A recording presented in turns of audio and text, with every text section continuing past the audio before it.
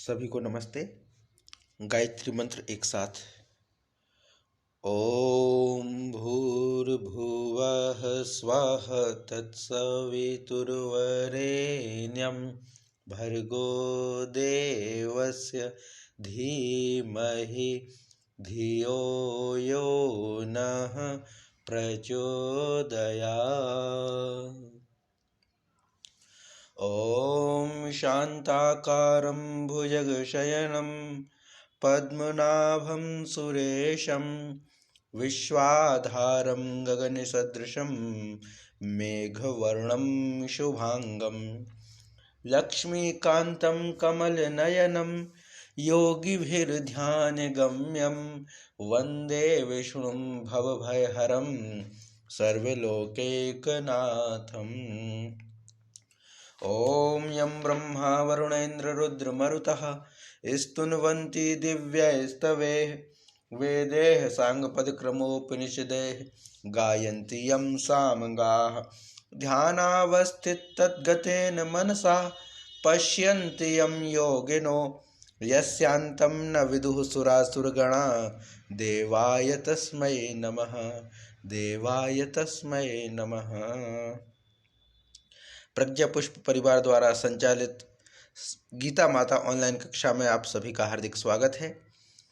अभी हम द्वितीय अध्याय को समझ रहे हैं, जिसमें हमने अभी तक 39 श्लोकों का अभ्यास कर लिया था। 40वें श्लोक को पढ़ा था, पर उसको पुनः आज पढ़ेंगे। 39वें श्लोक तक हमने जो पढ़ा था उसमें था कि भगवान श्री कृष्ण ने अर्जुन को पहले सांख्य के विषय में समझाया, अर्थात ज्ञान के विषय में समझाया, आत्मा का ज्ञान दिया। दूसरा, अब यहां से जो शुरू होगा वो योग शुरू होगा। योग का अर्थ कर्म, कर्म की विशेषता बतलाई जाएगी। तो ये हम पहले पढ़ चुके थे, जिसमें था एषा ते विहिता सांख्ये बुद्धिर्योगो त्विमां शृणु बुद्धया युक्तो यया पार्थ कर्म बंधम प्रहास्यसि। और ये भी कहा था कि ऐसे कर्मयोग के विषय में मैं बताऊंगा जिस बुद्धि से, अर्थात जिस ज्ञान से, जिस कर्म के बारे में जान लेने से, या जिस कर्मयोग के से युक्त होकर के तुम कर्म बंधनों से भली भांति उनको त्याग पाओगे, उनको काट पाओगे और कर्मों के प्रतिफल से बच पाओगे। ये हो गया था 39वां श्लोक।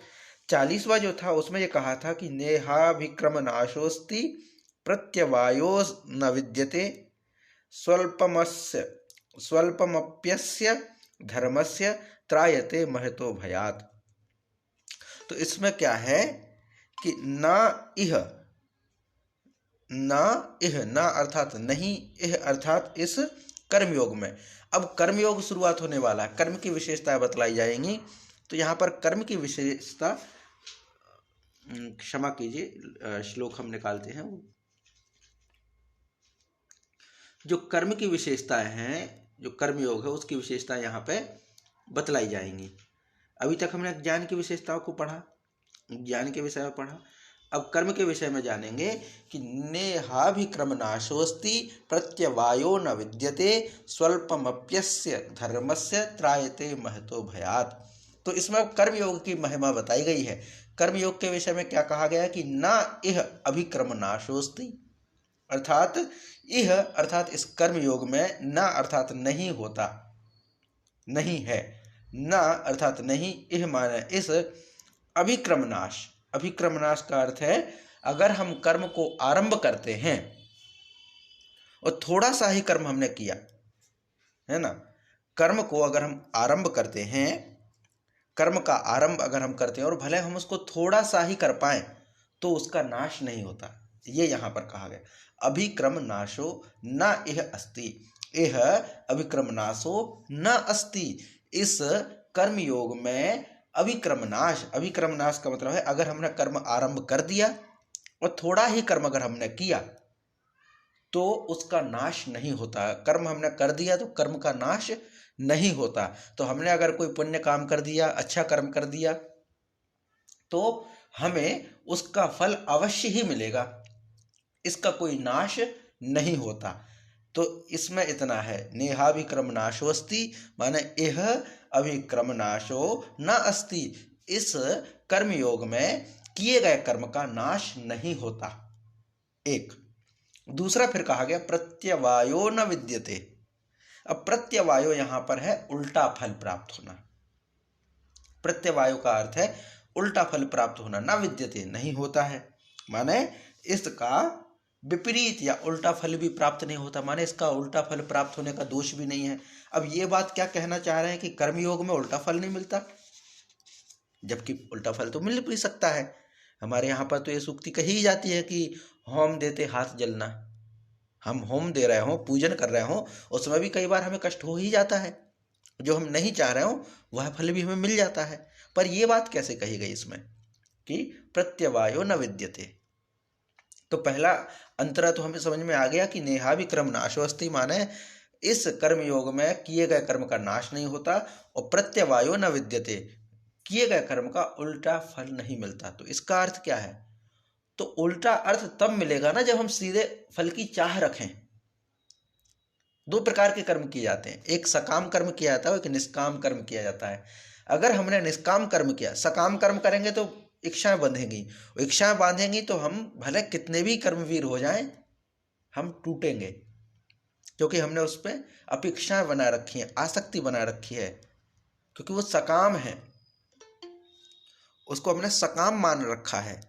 पर यदि हम निष्काम करें, किए गए कर्म के फल की चिंता ही ना करें, फल के चिंतन को छोड़ ही दें, तो वहां पर उल्टा अर्थ नहीं मिलेगा। जैसे मान लीजिए कोई विद्यार्थी है, वो परीक्षा के लिए तैयारी करता है, और अगर वो इसकी कामना है, सकाम कर्म करता है कि मुझे इससे पास होना है, मुझे इसमें उत्तीर्ण होना है, ऐसा मान करके अगर वो पास पेपर देता है, परीक्षा देता है, तो इसमें उसको उल्टा अर्थ मिलने की संभावना है, क्योंकि उसकी सकाम है, कामना है।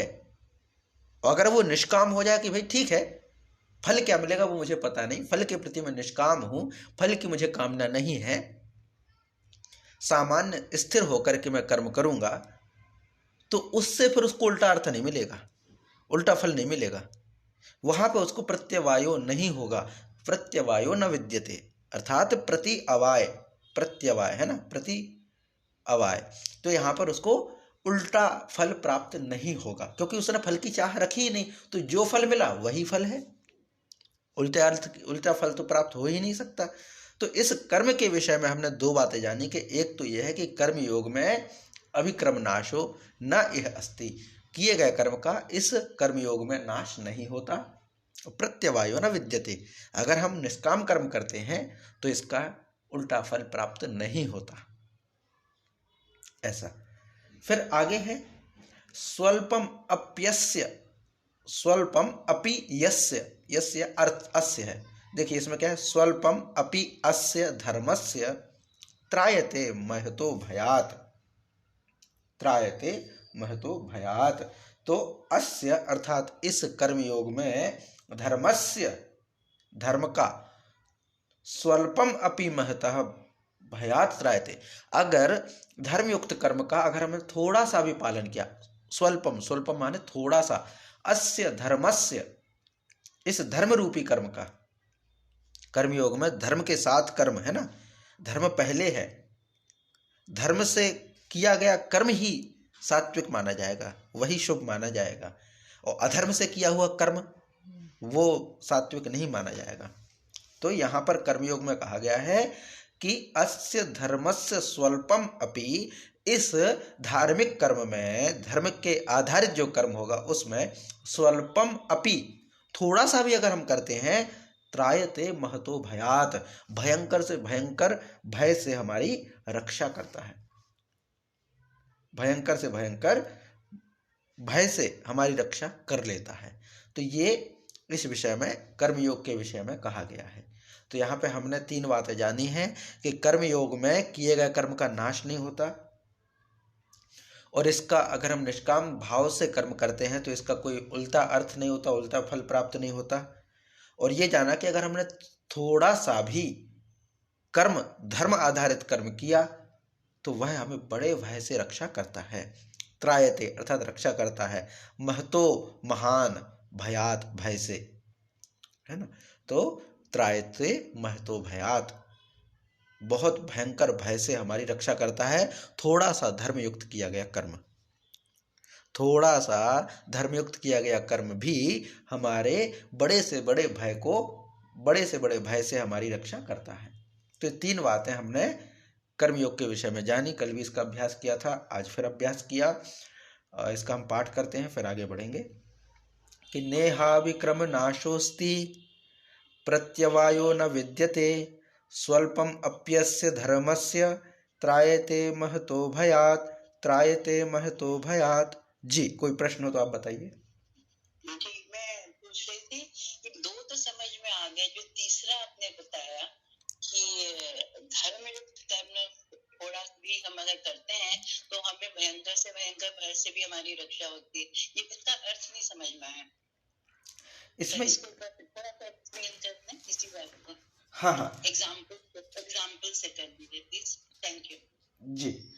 इसमें यह है कि कर्मयोग जो है, अगर धर्म का थोड़ा सा भी साधन कर लें, धर्मयोग यानी धर्म से आधारित कर्म करते हैं, और भले वह सीमा तक पहुंच जाता है, तब तो उससे हमें परमात्मा की प्राप्ति होती ही है। जैसे मान लीजिए हमने कोई एक पूजन किया या हमने ब्रह्म को जानने की जिज्ञासा की और वह कर्म हमने पूर्णता तक पहुंचा दिया, वह कर्म पूर्ण हो गया, तब तो हमें उसका फल मिल ही जाता है, ठीक है।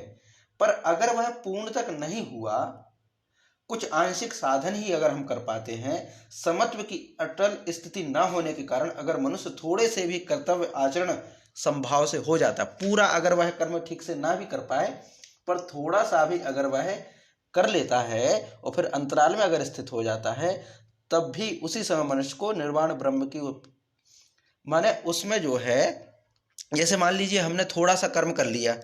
कई बार ऐसा होता है ना कि बहुत सारे पिछले जन्मों में किए गए कर्म की पूंजी लेकर के आते। जैसे एक कोई संत थे, उनसे किसी ने पूछा था कि आपका क्या इच्छा है, तो या फिर ऐसा कोई प्रसंग था, भूल रहा हूँ मैं उसको। तो वो कहने का अभिप्राय ये था कि हम सब एक यात्रा में बढ़ रहे हैं कि हम पूर्ण ब्रह्म को प्राप्त कर सकें, और ये यात्रा एक जन्म की नहीं है, ये यात्रा एक जन्म की नहीं है, ये जन्म जन्मांतर की यात्रा चली आ रही है। तो किसी ने ये कहा था कि अगर मैं इस जन्म में पूरा नहीं हो पाया तो कोई बात नहीं, यहाँ का मेरा कर्म और यहाँ की मेरी पूंजी मेरे अगले जन्म में काम आएगी। एक उपनिषद में कथा आती, जड़ भरत की कथा।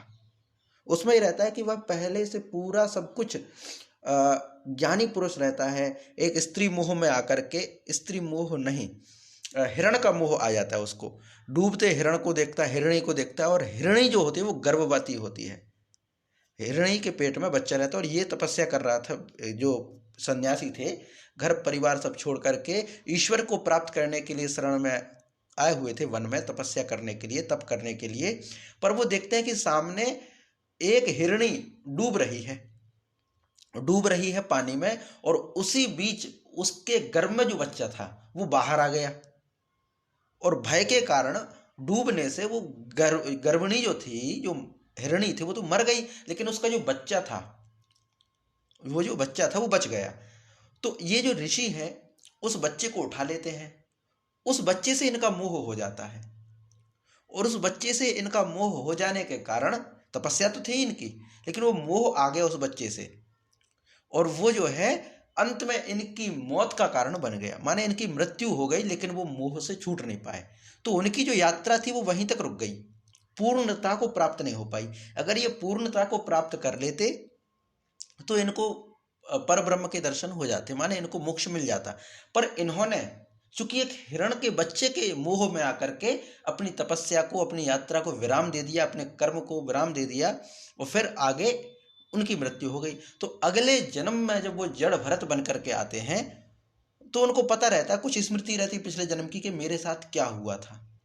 तो फिर वो अपने आप को बहुत स्थिर रखते हैं, और एक स्टेज तक आ जाते हैं कि भाई मैं यहाँ तक तो आ गया, अब इसके आगे मुझे बढ़ना है। तो शायद यहाँ पे यह अभिप्राय हो सकता है, इसका दूसरा अर्थ भी हो, पर इसका यह अभिप्राय यहाँ पर लिया जा सकता है कि अगर हमने स्वल्पम किसी जन्म में कोई कर्म किया तो उसका संचय रहता है, और ये जन्म जन्मांतर महतो भयात जो जन्म जन्मांतर है, जन्म लेना मृत्यु लेना, इसकी भय से रक्षा करता है। माने जन्म लेना मृत्यु लेने के भय जो होता है, कष्ट जो होता है, इससे रक्षा करने में सहायक होता है। ऐसा माने थोड़ा सा भी अगर हमने किसी जन्म में कोई कर्म कर लिया, अच्छा कर्म कर लिया, तो वह हमारे भय का अर्थात जन्म मृत्यु के बंधन को तोड़ने में सहायक होता है, उस भय से रक्षा करने में सहायक होता है। माने एक पूंजी के जैसे वह कर्म साथ में रहता है। ये अभिप्राय यहाँ पर है जी। कुछ स्पष्ट हुआ इसमें? कर पाया मैं?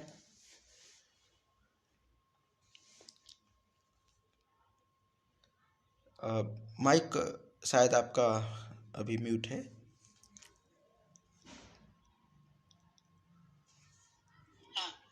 जी नहीं, आपको समझ में आया? वो क्या जो भय था वो जन्म मृत्यु के बंधन से बचने का है। जी जी, उसमें सहायक बनेगा। जी तो जी, हमें एक थोड़ा सा उसका फल मिल जाएगा। हाँ हाँ हाँ, जो सिंपल वर्ड में कहें जी कि जी, वो हमें वो भय जो है, भय माने हमारा जन्म वो मृत्यु, हमें वो कर्म हमारे को सहायक बनेगा जी इस बंधन से निकलने में। जी जी जी, जन्म मृत्यु बिल्कुल बिल्कुल, थोड़ा सा समझ में आया। जी जी जी धन्यवाद जी।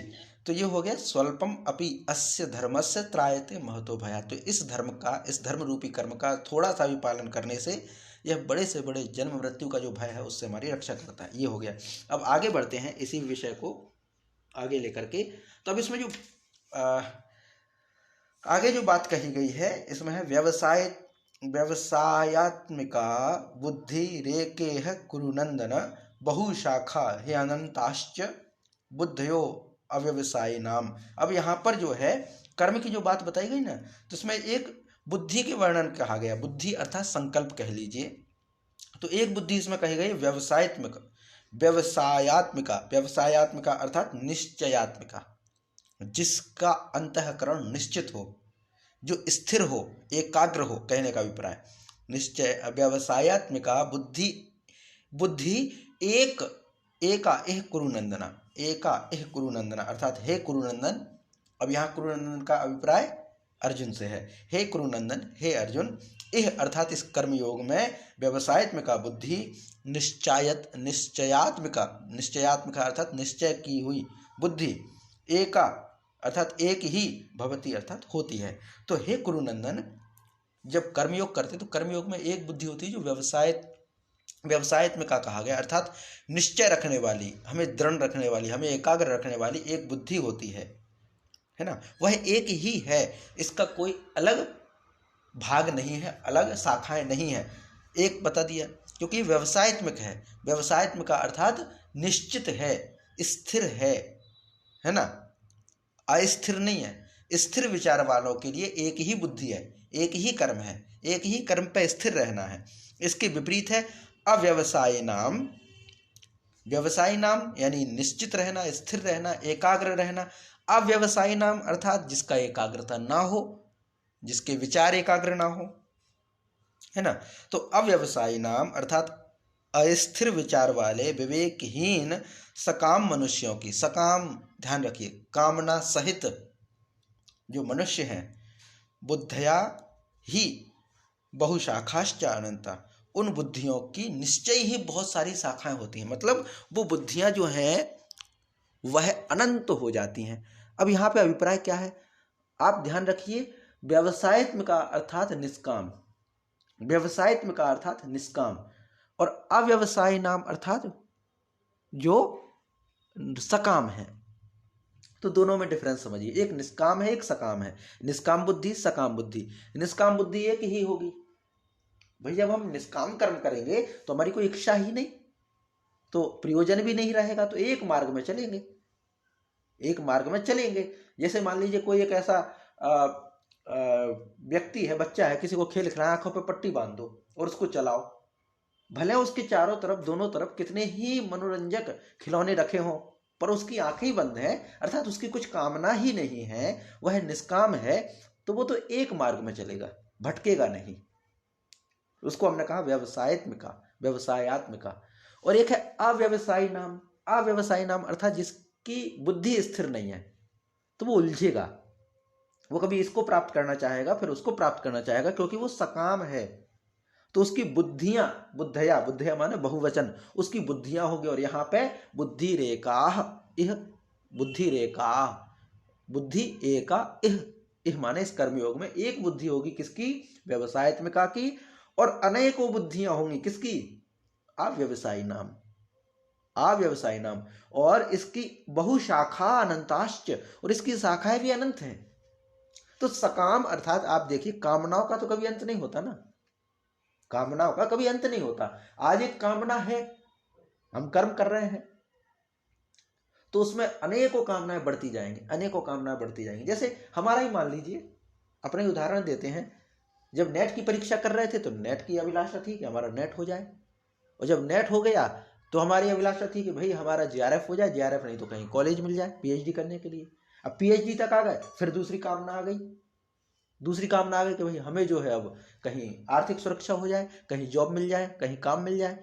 तो अर्थात कहने का मतलब क्या है कि एक कामना नहीं रहती, कामनाएं बदलती रहती सकाम बुद्धि में, कामनाएं सकाम बुद्धि में बदलती रहती हैं। तो ये दोनों में अंतर है, एक व्यवसायत्मिका और एक अव्यवसायी नाम, अव्यवसायत्मिका, दोनों में अंतर है। दोनों में यही अंतर है कि एक जो है वो सकाम है और एक निष्काम है, ये इसका अभिप्राय है। तो भगवान श्री कृष्ण अर्जुन से कहते कि हे अर्जुन, इस कर्म योग में निश्चयात्मिका जो एक ही बुद्धि है वह एक ही है, निष्काम है, जो है ना निश्चय है। दूसरी अव्यवसायी नाम जो देखें, जिनका स्थिर चित्त नहीं है, जो यहाँ वहां भटकते हैं, तो उनकी बुद्धियां बहुशाखाश्च अनंता, उनकी बुद्धियां अनेक होती हैं। अब ऐसे देख लीजिए, जैसे हमारे जीवन में विकल्प आते हैं तो हम संदेह भी आता है, कन्फ्यूजन भी आता है कि इसको चुने कि उसको चुने। जैसे मान लीजिए हमारे पास 10 जोड़ी कपड़े हो और रखे हो सामने, तो चुनना बड़ा मुश्किल होता, कौन सा पहने कौन सा ना पहने। होता भी है कई लोगों के साथ, कई लोगों के साथ नहीं भी होता होगा, पर कुछ लोगों के साथ होता है कौन सा पहने। फिर वो मैचिंग देखते हैं, और कई वर्ण चिकित्सा के आधार पर, ज्योतिष के आधार पर ये भी कहते हैं कि इस दिन इस रंग को पहना जाए, उस दिन उस रंग को पहना जाए। तो ये अनेकों, क्योंकि विकल्प हैं। और मान लीजिए विकल्प ही ना हो तो बुद्धि एक ही होगी, एक ही कपड़ा, एक ही जोड़ी कपड़ा, फिर क्या सोचेंगे, फिर तो एक ही रहेगा ना। और जब सकाम होंगे, इच्छाएं अनेकों होंगी, विकल्प अनेकों होंगे, तो बुद्धिया भी अनंताश्च बहुशाखा, बुद्धियों की भी अनेकों शाखाएं हो जाएंगी।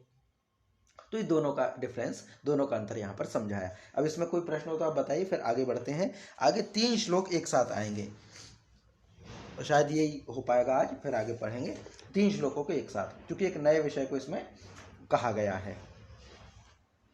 तो इसमें कोई प्रश्न हो, बाकी हम पाठ करते हैं इसका। चलिए पाठ करते हैं, फिर प्रश्न हो तो आप बताइएगा। व्यवसायात्मिका बुद्धि रेकेह कुरु नंदन। अब ये जो संधि बनाई गई है इसको हम बीच में तोड़ करके कर सकते हैं। तो व्यवसायात्मिका बुद्धि रेकेह कुरु नंदन बहुशाखा ह्यनंताश्च बुद्धयो व्यवसायिनाम, बुद्धयो व्यवसायिनाम। व्यवसायात्मिका बुद्धि रेकेह कुरु नंदन बहुशाखा ह्यनंताश्च बुद्धयो व्यवसायिनाम। बुद्धयो, और ये अवग्रह है, अवग्रह अर्थात यहाँ पर आ है, इसीलिए इसको अव्यवसायी नाम, जब संधि विच्छेद करेंगे तब इसको अव्यवसायी नाम पढ़ेंगे, पर एक साथ पढ़ेंगे तो हो गया बहुशाखा ह्यनंताश्च बुद्धयो व्यवसायी नाम। तो यहाँ पर आ जो है वो ओ में मिल गए, पूर्व रूप संधि यहाँ पर है। तो इसमें कोई प्रश्न तो आप बताइए, बाकी फिर आगे बढ़ते हैं। अब इसमें है स्वर्ग परायण सकाम मनुष्यों के स्वभाव का वर्णन। अब इसमें देखिए किसके स्वभाव का वर्णन है, सकाम, कामना सहित, कामना सहित। और कामना भी कैसी, स्वर्ग परायण। कई बार स्वर्ग को प्राप्त करने की कामनाओं को लेकर के जो मनुष्य कर्म करते हैं उनका स्वभाव क्या है। तो इसमें क्या है, यामिमां पुष्पितां वाचम प्रवदन्ति अविपश्चित वेद वाद रताः पार्थ नान्यत अस्तीति वादिनः। कामात्मानः स्वर्गपरा जन्म कर्म फलप्रदां क्रिया विशेष बहुलां भोग ऐश्वर्य गतिं प्रति भोग ऐश्वर्य प्रसक्तानां तया अपहृत चेतसां व्यवसायात्मिका बुद्धि समाधो न विधीयते। अर्थात क्या है, इसमें कहते हैं कि पहले पूरा भाव समझ ले, फिर इसके टुकड़ों को हम समझ पाएंगे। कि इसमें भगवान श्री कृष्ण अर्जुन से कहते हैं कि हे अर्जुन, कामात्मना, कामात्मना अर्थात जो भोगों में तन्मय है, कामनाओं में, काम आत्मना, आत्मना अर्थात जिनकी कामनाएं हैं, है ना, ऐसे व्यक्ति जिनकी भोगों में तन्मय है, भोगों को चाहते हैं, कामों को चाहते हैं, कामों में लिप्त हैं, काम अर्थात वासनाएं, और वे वेदवाद रताह, वेदवाद रता, वेदवाद रताह का अर्थ क्या है, जो कर्म फल के प्रशंसक, जो कर्म फल तो करते हैं, कर्म के प्रशंसक वेद वाक्यों में ही प्रीति रखते हैं। माने वेदों में बहुत सारे ऐसे सूक्ति आती हैं कि ऐसा करने से ये प्राप्त होगा।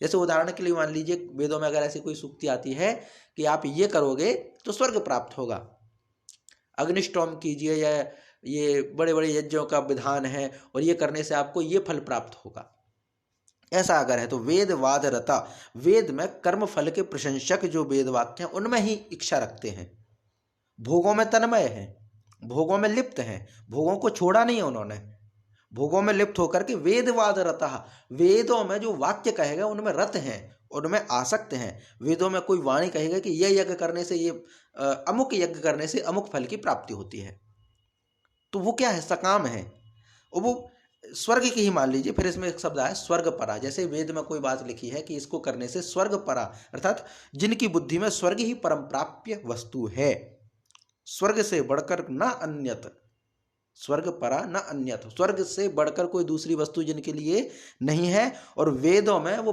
प्रशंसक वाक्यों को ढूंढते हैं।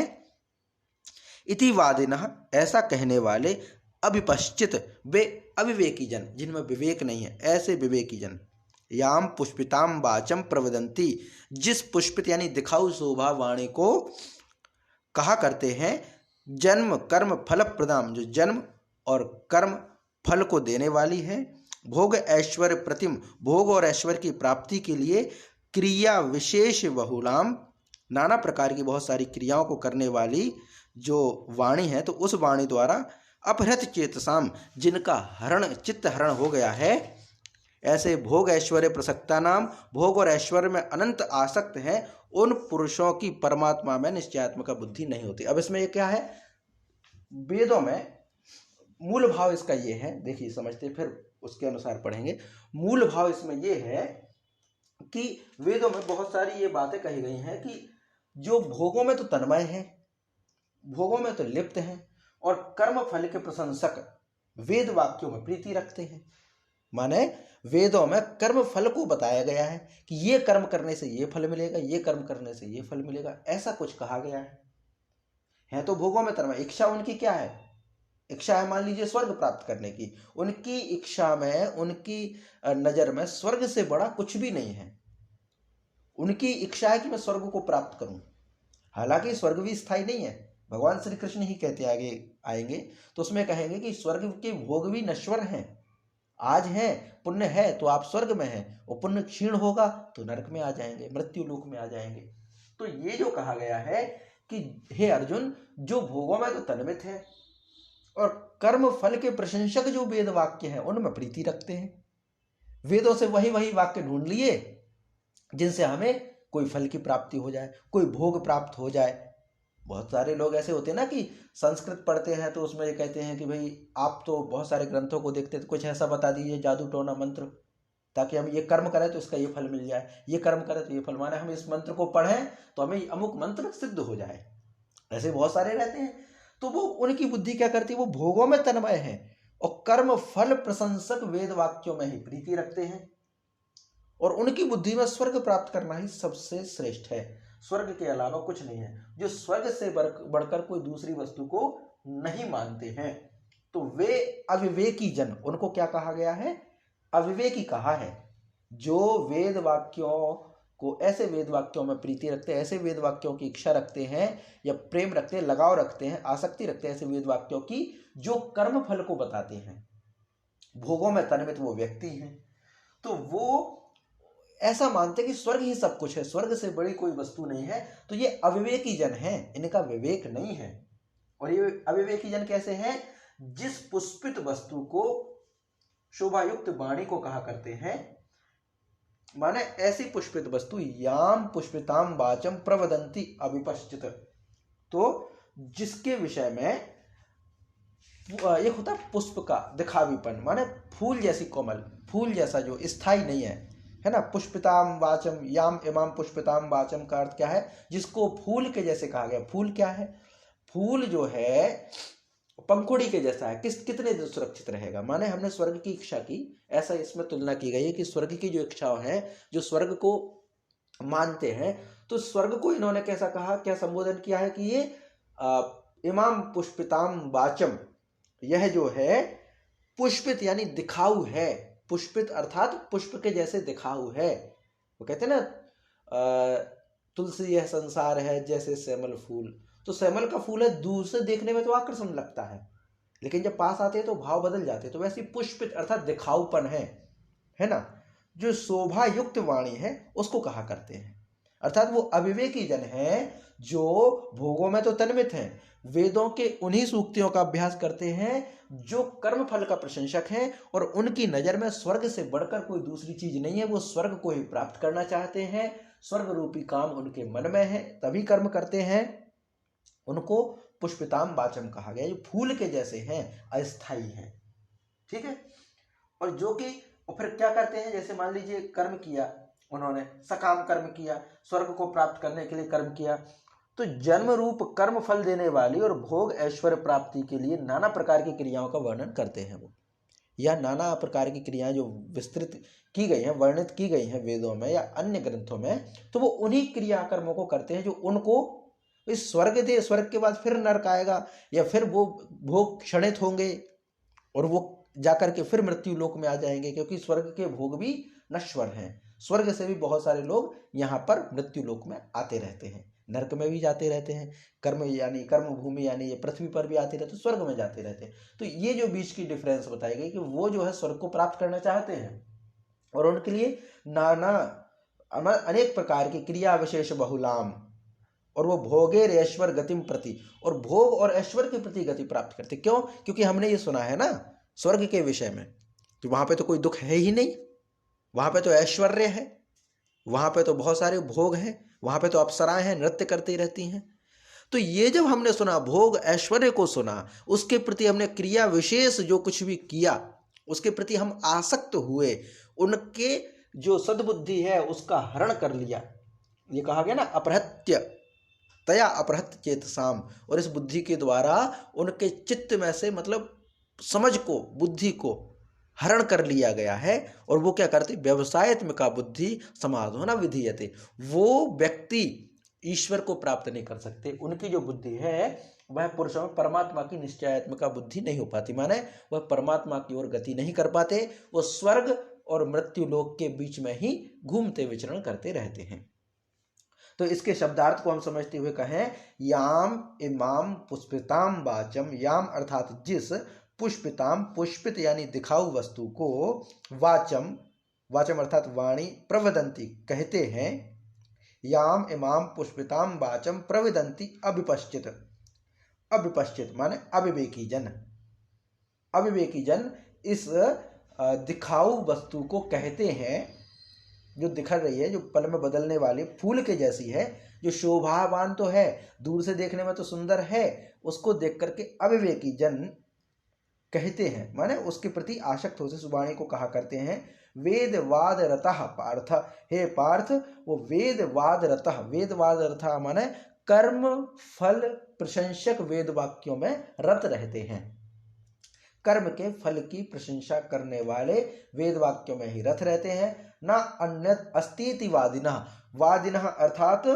जो ये कहने वाले हैं वो कैसे, ना अन्यत अस्ति इति, ना अन्यत अस्ति इति, ना अर्थात नहीं, अन्यत माने अन्य, अस्ति माने है, इति माने स्वर्ग से बढ़कर के कुछ नहीं है, ना अन्यत अस्ति इति वादिना, वादी लोग माने जो ऐसे लोग हैं वो कहते हैं कि स्वर्ग से बढ़कर कोई दूसरा नहीं है। और आगे क्या है, कामात्मना, और वो व्यक्ति कैसे हैं, कामात्मना अर्थात कामों में, विषय वासनाओं में लिप्त हैं, तन्मय हैं, और स्वर्ग परा ना अन्यत अस्ति इति, स्वर्ग से अन्य कोई दूसरा है ही नहीं, और जन्म कर्म फल प्रदान, और वे कर्म जन्म रूपी कर्म और फल देने वाले, जन्म मृत्यु देने वाले हैं।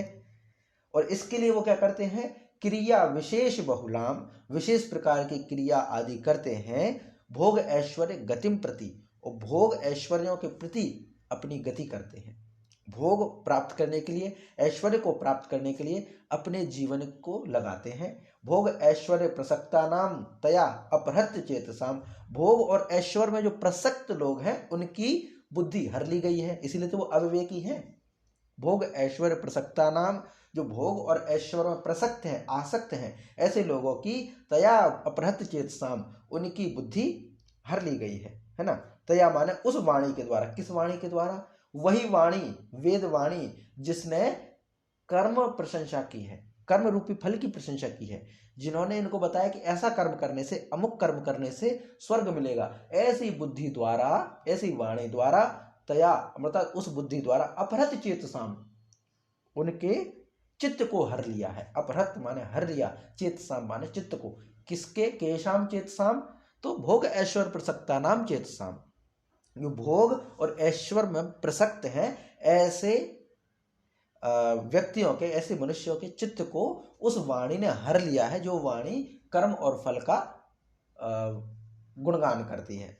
और उनका क्या होता है? तो व्यवसायत्मिका बुद्धि समादो न विधीयते। व्यवसायत्मिका बुद्धि समादो न विधीयते, अर्थात समाधो माने पुरुषों की जो पुरुष हैं, जो व्यक्ति हैं, जो आसक्त हैं, प्रसक्ता नाम आसक्त हैं, ऐसे पुरुषों की परमात्मा में, यानी समाधो, समाधो माने समाधि में, समाधि से ही तो परमात्मा प्राप्त होंगे, तो समाधो यानी समाधि में व्यवसायत्मिका बुद्धि न विधीयते, निश्चयात्मक बुद्धि नहीं हो पाती है।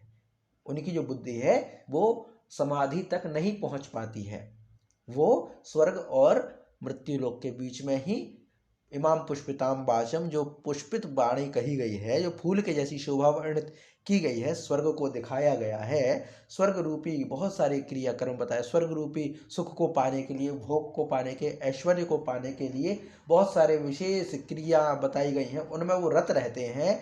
उनकी नज़र में स्वर्ग से बड़ी कोई दूसरी चीज नहीं है। वो भोग ऐश्वर्य वाले व्यक्तियों का उस वाणी ने उनके चित्त का हरण कर लिया है, और वो पुरुष जिनके चित्त का हरण हो चुका है, ऐसे पुरुष अपनी बुद्धि को कभी भी व्यवसायत्मक मान करके ईश्वर में प्रेरित नहीं कर पाते, परमात्मा में प्रेरित नहीं कर पाते। ये इनका पूरा अर्थ हो गया। तो इसमें आपको समझ में आया, या फिर इसको हम एक बार और करें या आगे बढ़ें?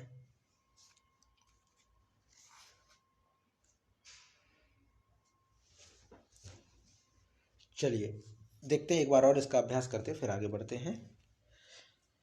इसमें यही बात कही गई है, दो तीन बातें इसमें स्पष्ट हैं जो अर्थ हमें समझने की आवश्यक है, कि भगवान श्री कृष्ण अर्जुन को कर्म की विशेषता बतलाते हुए कहते हैं कि जो कर्म करते हैं, कर्म भी बहुत सारे हैं ना, और वो वेदों का तर्क भी देते हैं कि वेदों में ये बात लिखी है, वैदिक कर्म है ये तो, और ये वैदिक कर्म करने से अमुक फल प्राप्त होगा या स्वर्ग मिलेगा। सबसे मुख्य है हमें स्वर्ग में जाना, और हम समाज में तो लिखते ही हैं स्वर्गीय, अर्थात स्वर्ग में ही जाएं।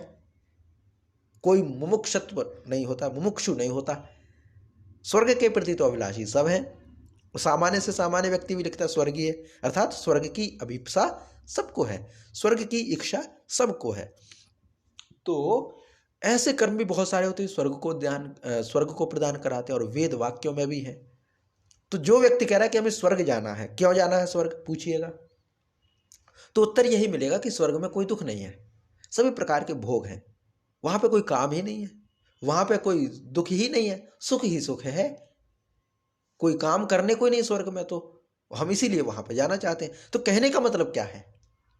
क्या उसकी इच्छा समाप्त हो गई? नहीं, वह भी तो भोग भोगना चाहता है, बस फर्क इतना है कि वो अभी मृत्यु लोक में भोग भोग रहा है, फिर वो स्वर्ग में जाकर के भोग भोगेगा।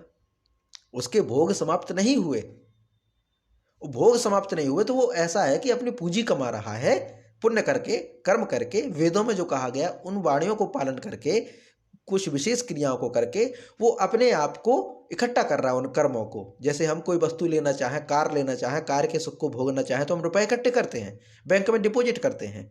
वैसे ही वो व्यक्ति कर्म को कर रहा है, मृत्यु लोक में आकर के कर्म को कर रहा है।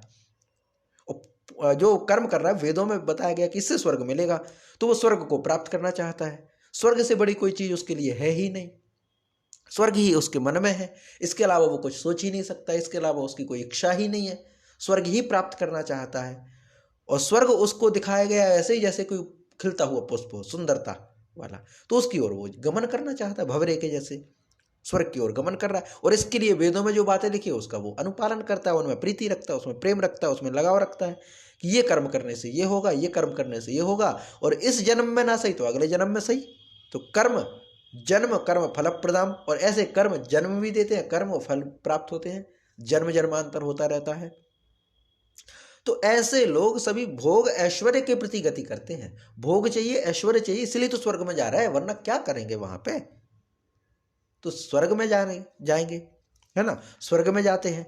फिर उसके बाद क्या है, तो ऐसे जो लोग हैं उनके विषय में कहा गया है कि ऐसे भोग ऐश्वर्य प्रसक्ता नाम तया अपहृत चेतसम। तो ये जो वाणी है जिसने कहा है कि स्वर्ग ही सबसे बड़ी चीज है और अमुक कर्म करने से आपको स्वर्ग मिल जाएगा, ये यज्ञ करने से स्वर्ग मिल जाएगा, तो ऐसा करने से फिर क्या होगा, भोग ऐश्वर्य प्रसक्ता नाम, तो ये भोग और ऐश्वर्य के प्रति आ सकते हैं, इनका उस वाणी ने, उस ज्ञान ने, उस कर्म ने इनकी बुद्धि का हरण कर लिया, इनके चित्त का हरण कर लिया। और जब इनके चित्त का हरण कर लिया तो ऐसे मनुष्यों का व्यवसायत्मिका बुद्धि, माने उनकी बुद्धि स्थिर नहीं हो पाती, और जब स्थिर नहीं हो पाती तो समाधौ न विधीयते, समाधि भी प्राप्त नहीं कर पाते। समाधि अर्थात ईश्वर को प्राप्त करना, ईश्वर को प्राप्त करना, मोक्ष को प्राप्त करना, मोक्ष अर्थात ईश्वर में विलीन हो जाना, और स्वर्ग मतलब एक स्टेज ऊपर आकर के सुख भोगना। चूंकि स्वर्ग के भी भोग नश्वर, बार बार कह रहे हैं, स्वर्ग में हम पहुंच गए, इसका मतलब ये नहीं कि पृथ्वी लोक में फिर से नहीं आएंगे, और वहां पे कोई डर नहीं है। बहुत सारे वेदों में तो ये बात कही जाती है कि अमुक कोई यज्ञ होते हैं, वो यज्ञ कीजिए तो आपको स्वर्ग मिल जाएगा, और उससे भी एक दूसरा यज्ञ उसको कर लो तो इंद्र बन जाओगे। माने इसमें भी लेवल है ना कि भाई इतना किया तो आपको स्वर्ग मिल जाएगा, और अच्छा कर लिया तो आप इंद्र बन गए, और अच्छा कर लिया तो उससे भी ऊपर बन गए। पोस्ट है वो, तो वो स्वर्ग यहाँ पे भी देखते कि पढ़ाई कर लीजिए तहसीलदार बन जाएंगे, एसडीएम बन जाएंगे, कलेक्टर बन जाएंगे, माने लेवल ही तो है, जितनी अच्छी मेहनत कर लो उतनी बड़ी लेवल पे, पर वो है तो भोग ही, ईश्वर की प्राप्ति तो नहीं है। तो ये भाव यहां पर कहा गया है। तो इनको हम तीनों को एक बार वाचन करते फिर आगे बढ़ेंगे। याम इमाम पुष्पिताम वाचम प्रवदन्त्यभिपश्चितः वेदवादरताः पार्थ नान्यदस्तीति वादिनः कामात्मान स्वर्गपरा जन्म कर्म फलप्रदां क्रिया विशेष बहुलां भोगैश्वर्य गतिं प्रति भोग ऐश्वर्य प्रसक्तानां तया अपहृत्य चेतसां व्यवसायात्मिका बुद्धि समाधौ न विधीयते, व्यवसायात्मिका बुद्धि समाधौ न विधीयते, समाधौ न विधीयते। इतना हो गया। अब इसके एक आगे भाव को और पढ़ते हैं।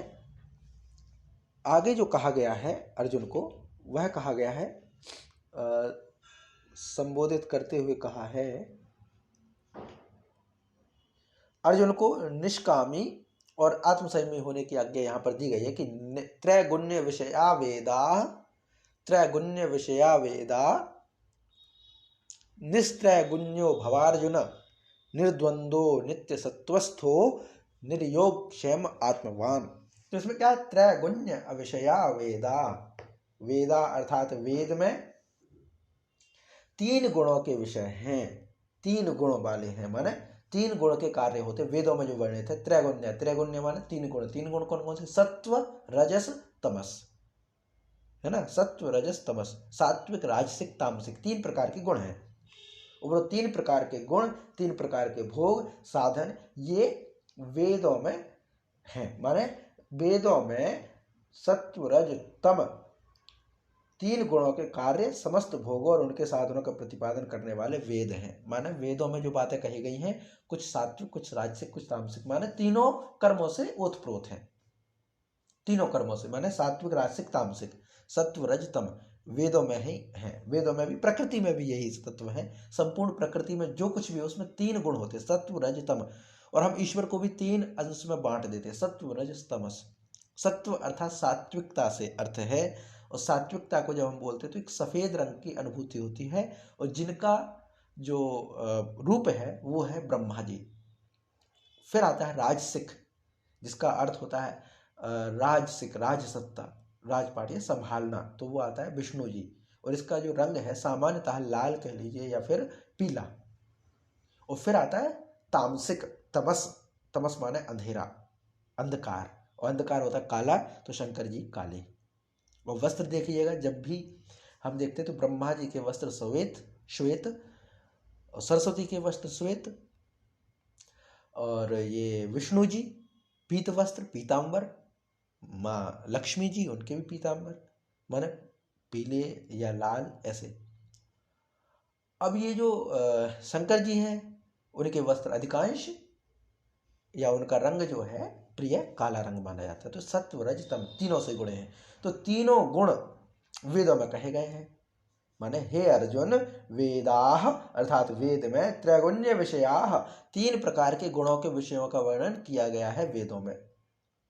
नैस्त्रोण्य भवार्जुन, तुम्हें इन तीनों गुणों से हटना है। माने जो भोग विषय हैं इन साधनों में आसक्तिहीन रहना है। माने जो वेदों में बताए गए हैं, जो विषय बताए गए, विषय अर्थात जो इंद्रियों को आकर्षित करें वो विषय हैं। तो जो तीन प्रकार के विषय हैं सत्व रज तम, तो तुम्हें इन तीनों विषयों से दूर रहना है। निस्त्रैगुण्यो, निस्त्रैगुण्यो माने जिसके तीनों गुण निकल गए हों, तीनों गुण समाप्त हो गए ऐसा। तो निस्त्रैगुण्य भवार्जुन, हे अर्जुन निस्त्रैगुण्य भव, माने तीनों गुणों से मुक्त हो जा। न सत्व न रज न तम, न सात्विक न राजसिक न तामसिक, कैसा भी न हो, तीनों से रहित। और फिर आगे क्या आदेश कहा गया, माने तीनों से रहित होना, माने वेदों में तो तीन प्रकार की इच्छाएं हैं सत्व रज तम, तो तुम्हें निष्काम हो जाओ, इच्छा से विहीन हो जाओ। ना हमें सात्विक इच्छा चाहिए, ना हमें तामसिक इच्छा चाहिए, ना हमें राजसिक इच्छा चाहिए, क्योंकि पहले तो पढ़ चुके हैं कि वेदों में स्वर्ग को प्राप्ति कराने का भी उपाय है। माने सात्विक राजसिक तामसिक वेदों में विषय और कर्म वर्णित हैं। तो हे अर्जुन, तुम्हें सात्विक राजसिक तामसिक तीनों प्रकार के गुणों से युक्त विषयों से, कर्मों से, फलों से बचना है। भवार्जुन अर्थात हो जाओ। आगे फिर क्या कहा गया, निर्द्वंदो नित्य सत्वस्थो, निर्द्वंदो, निर्द्वंद्व माने द्वंद से रहित। द्वंद कैसा, तो द्वंद है हर्ष शोक आदि द्वंद्वों से रहित। हर्ष माने खुशी होना, शोक माने दुख होना, तो ना खुश होना ना दुखी होना।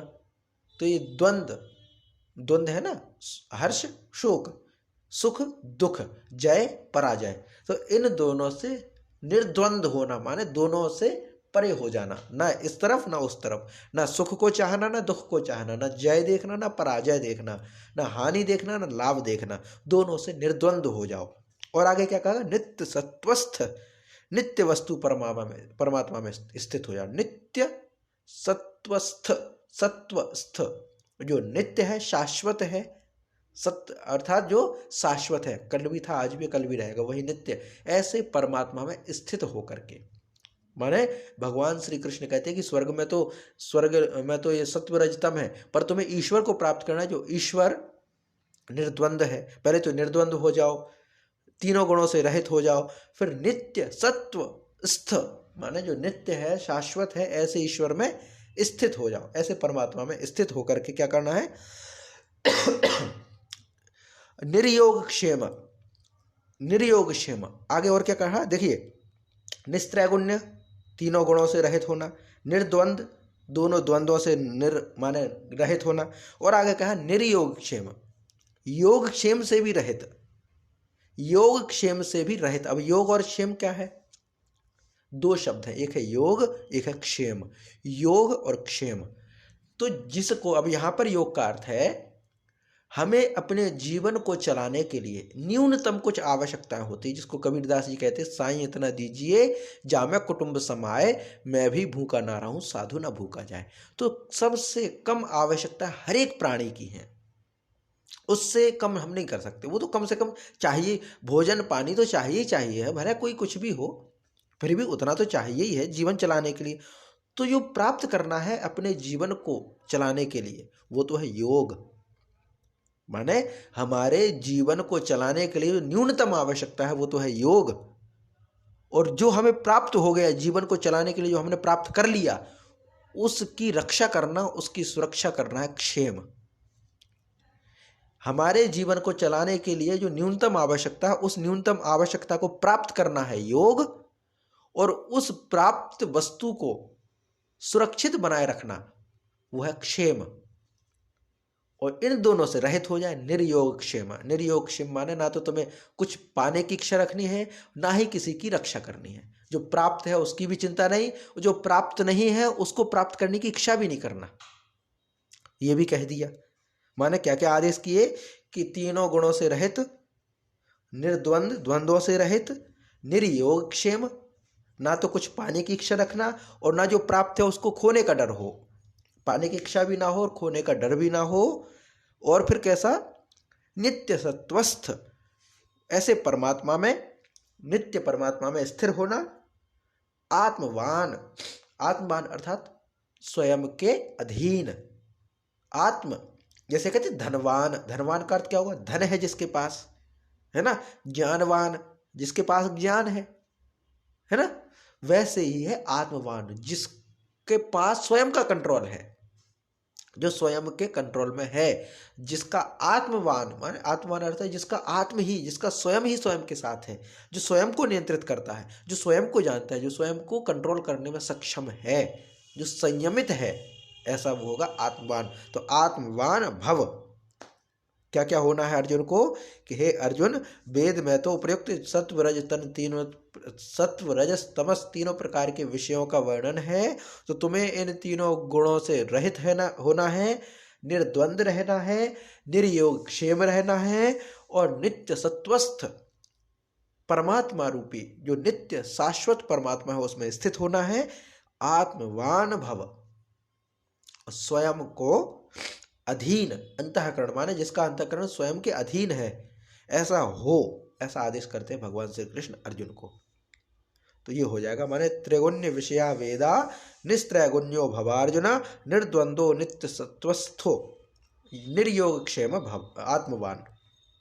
ये आदेश भगवान श्री कृष्ण ने अर्जुन को दिए हैं कि वेदों में तो सत्व रज तम तीनों प्रकार के विषयों का वर्णन है, तुम्हें तीनों विषयों से रहित, निर्द्वंद द्वंद्वों से रहित, और निर्योग क्षेम, ना तो कुछ प्राप्त करने की इच्छा ना ही कुछ खोने का डर, इन दोनों से परे, नित्य सत्वस्थ परमात्मा में स्थित होकर के आत्मवान भव। आत्मवान भव अर्थात स्वयं की इंद्रियों को, स्वयं के अंतःकरण को स्वयं में स्थित रखना, अपने कंट्रोल में रखना, माने स्वयं को अपने कंट्रोल में रखना। ये यहाँ पर भगवान श्री कृष्ण ने अर्जुन जी को कहा है। तो आज हम इसको यहीं रखते हैं।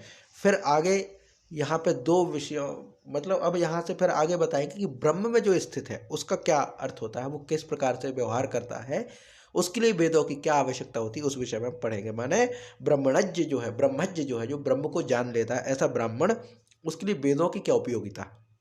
वही जो ब्रह्म को प्राप्त कर गया, जो ब्रह्म तत्व को जान गया, उसके लिए वेद कितने महत्वपूर्ण हैं, इस विषय को हम कल अगली कक्षा में लेंगे। तो अभी आज की कक्षा हम यहीं पर रखते हैं। कोई आपके प्रश्न हो तो आप अवश्य रखिए ताकि हम उसको समझ पाए।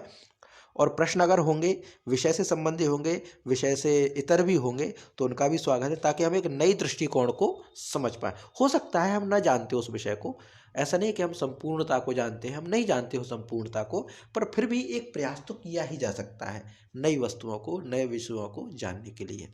तो आज हम इतना ही रखते हैं। शेष आपके कोई प्रश्न तो बताइए, बाकी फिर शांति पाठ करते हैं।